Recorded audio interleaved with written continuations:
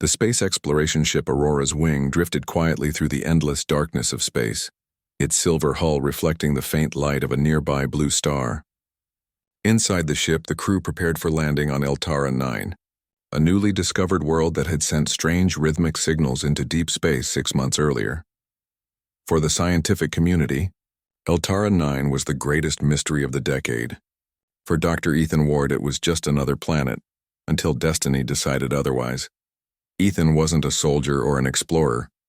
He was a linguist, quiet, thoughtful, and fascinated by ancient symbols. He joined the mission because of the alien transmission, which appeared to be a mix of mathematical rhythm and language. It felt deliberate, as if someone or something was calling out to be found. Captain Elena Reyes, a confident woman with a sharp voice, stood near the control station. "Prepare for descent," she ordered. "All crew to landing stations." Ethan tightened his seatbelt and looked out the window. Below them stretched a vast golden desert, glittering like glass under 2 suns. Strange crystal structures sparkled in the distance, glowing faintly blue even in daylight. When the ship landed, a soft vibration moved through the sand, as if the planet itself was aware of their arrival. "Atmosphere is breathable," reported Lieutenant Harris. "The engineer." "Good," said Reyes. "Team Alpha, suit up. We're going out." Ethan followed the others down the ramp. The air was warm and smelled faintly sweet, like rain after a storm. The sky shimmered with violet and orange clouds, and far in the distance tall spires rose from the ground, smooth and silver, shaped like crystal towers. The captain raised her scanner. "That's where the signal's coming from," she said, pointing toward the largest spire. "Let's move." As they walked, Ethan felt a strange pull deep in his chest. The closer they got to the spire, the stronger it became, like a heartbeat matching his own. He frowned. "Do you feel that?" he asked quietly. Harris looked around. "Feel what?" "Never mind," Ethan said, though he couldn't shake the sense that the planet was somehow watching them. The Crystal City. After nearly 2 hours of walking, they reached the base of the largest spire. To their surprise, it wasn't a tower at all. It was the gateway to an enormous city, half buried beneath the sand. It was the most beautiful place Ethan had ever seen. The streets were made of shining stone, and the buildings glowed with soft inner light.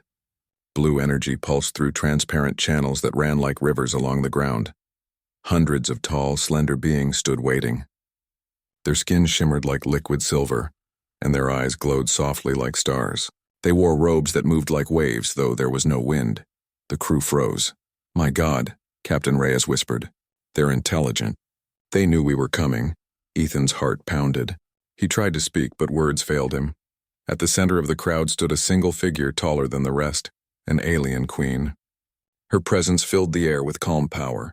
She wore a crown that looked as if it was woven from starlight itself. Her eyes glowed brighter than anyone's, and when she moved, the light around her seemed to bend. The queen raised a hand, and the entire crowd went silent. Ethan's translator device began to hum, trying to interpret her language. Her voice was melodic and deep, like a song made of wind and light. Captain Reyes stepped forward carefully. "We come in peace," she said. Her words echoed through the translator in a soft alien tone. The queen tilted her head but did not respond. Instead, she slowly looked across the human group, studying each of them. Her gaze moved past the soldiers, the scientists, and finally landed on Ethan. The moment her eyes met his, the world seemed to stop. The lights in the city flickered. The air grew still. A deep vibration spread through the ground like a heartbeat. Ethan took a small step back. Captain?" he whispered.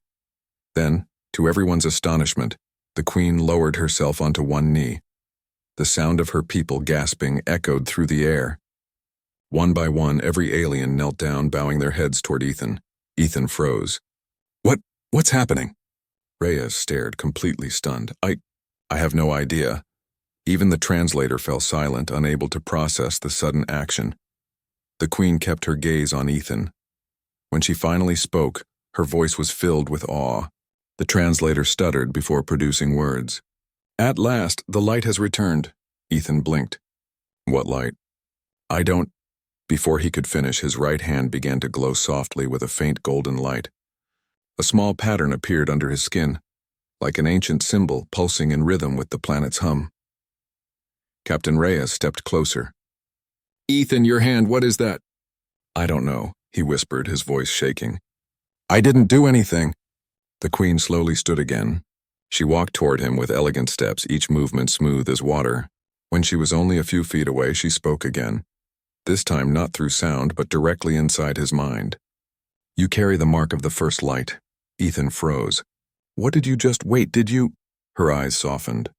"We have waited through 1,000 cycles for your return." Ethan looked helplessly at the captain. "She's talking in my head," Reyes frowned. "Our translator isn't even picking it up." The Queen gently extended her hand. "May I?" she asked softly. Without understanding why, Ethan lifted his glowing hand. When their palms met, a surge of warmth filled the air. The light from his skin spread outward, forming a pattern in the air, golden symbols spinning like stars. The aliens gasped again. The Queen smiled gently. "It is true," she whispered. "You are of the first light, the one who shaped the stars, the one who promised to return." Ethan shook his head quickly. No, that's not possible. I'm just human. I study languages." But the Queen bowed her head again. "Then you do not remember. Yet the mark does not lie." The soldiers exchanged nervous glances. Harris whispered, "What if she's mistaking him for someone else?" Reyes said quietly. "Or what if she's right?" The mark's memory, Ethan's mind spun. Images flashed before his eyes. Ancient temples floating in space. Cities made of light and beings walking among stars. He saw himself, or someone who looked like him, standing beside these radiant creatures, raising a hand to create suns and worlds. He gasped and pulled his hand back. The images vanished, leaving him trembling. "What was that?" he whispered. The Queen looked at him gently. "A memory long asleep," she said. "Your spirit remembers even when your mind does not." Reyes stepped forward. "Queen, if that's what you are, my team means no harm. But we need to understand. Why are you kneeling to him? What does this first light mean?" The Queen turned her eyes toward the captain. "The first light is the name of the one who brought life to the empty stars. Long ago, he vanished beyond the veil of time. He promised that when the skies grew dim, he would return through a new form." She looked at Ethan again, "And now he stands before me." Ethan rubbed his forehead. "This can't be real," he said quietly. "I don't even know how to fix my ship's radio half the time." To his surprise, the Queen smiled. Even the brightest stars begin as small sparks. The aliens around them began to sing softly, a low melodic hum that vibrated through the air. The sound wasn't just music. It carried meaning. Ethan could feel it like emotions flowing through his chest. It spoke of hope, of return, of waiting through endless darkness. The Queen gestured toward the great spire at the center of the city. "Come," she said. "You must see the Hall of Light." The Hall of Light, the hall was enormous, carved from crystal that glowed from within. Symbols covered every wall, shapes that seemed to move like living light. At the far end stood a great sphere, hovering above a platform. It looked almost like a miniature sun, spinning slowly and pulsing in time with Ethan's heartbeat. Ethan walked closer, his eyes wide. "It's beautiful," he whispered. The Queen nodded. "This is the beacon of the first light. It has slept for 1,000 years.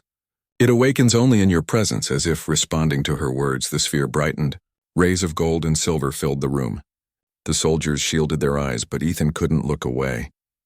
He felt warmth spreading through him, not burning but comforting. He heard whispers in his mind again, soft, ancient voices. "Remember who you are. The stars are waiting." He stepped back, overwhelmed. "I don't understand any of this," he said. "I'm not who you think I am." The Queen tilted her head. "Do you believe that your kind is small?"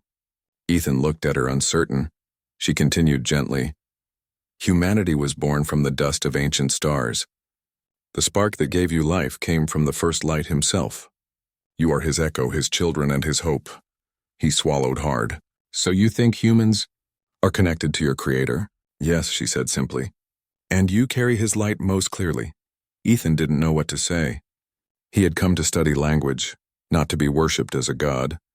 Yet deep inside he felt a strange sense of belonging, as if some part of him had been waiting for this moment all along. A promise remembered. As the crew prepared to return to their ship, the Queen stopped Ethan at the gate. "Before you go," she said softly, You must know this." She placed her hand over his heart. A faint golden glow spread between them. "When darkness comes again, you will be called. The beacon will awaken and the light will return through you. Remember this truth even if your mind forgets." Ethan wanted to ask what she meant, but she stepped back and smiled gently. "You will know when the stars begin to sing once more." Captain Reyes called out, "Ethan, we need to go. It's getting late." The Aurora's wing glided silently above the sparkling cities of Eltara 9, leaving behind the golden desert that stretched to the horizon. Inside the ship, the crew tried to process what had just happened. Captain Elena Reyes paced the control room. "I still don't understand," she muttered. They knelt to Ethan. All of them. Thousands of aliens and even the Queen herself. "Why him?" Ethan sat in the observation deck, staring at his glowing hand. The symbol pulsed faintly as if alive, almost breathing. He could still feel the presence of the Queen in his mind. A soft, calming pull, like someone guiding him without speaking. "I don't know," he admitted. "I don't feel different, but something is stirring inside me. I think the planet, maybe even the Queen, recognizes me as something I can't remember." Harris leaned against the console, frowning. "You mean, they think you're some kind of god?" "I don't believe that," Ethan replied quickly. "I'm just human," Reyes sighed. "That doesn't matter. If they believe it, we have to respect it, at least until we understand it. And your hand, that glowing mark, it's connected to whatever they call the first light." Ethan looked down. "It's not hurting me, but it feels like it's waiting for something." The call of the beacon as the ship orbited, the planet began to hum. A soft, melodic vibration that resonated through the hull. Ethan felt it in his chest. "Do you feel that?" he asked. "Yes," Reyes said, her voice quiet. "The city, the planet, it's all reacting to you." Ethan's mind began to fill with visions just like before, crystal cities floating in space, beings walking among stars, the first light, an entity of pure golden energy, reaching out to a distant world. He shook his head. I don't understand." Suddenly, the Aurora's wings instruments lit up. Energy readings were skyrocketing from the planet's surface, focused on the beacon in the city. Ethan rose and pressed his hand against the observation glass. The symbol pulsed brighter, resonating with the energy below. "I think it's trying to awaken," he whispered. Reyes frowned. "Awaken what?" "The beacon," Ethan said slowly. "I don't know why, but it's connected to me." The ship's communication system crackled. To everyone's surprise, a voice spoke in clear English. Ethan's own voice, but softer, echoing inside his head.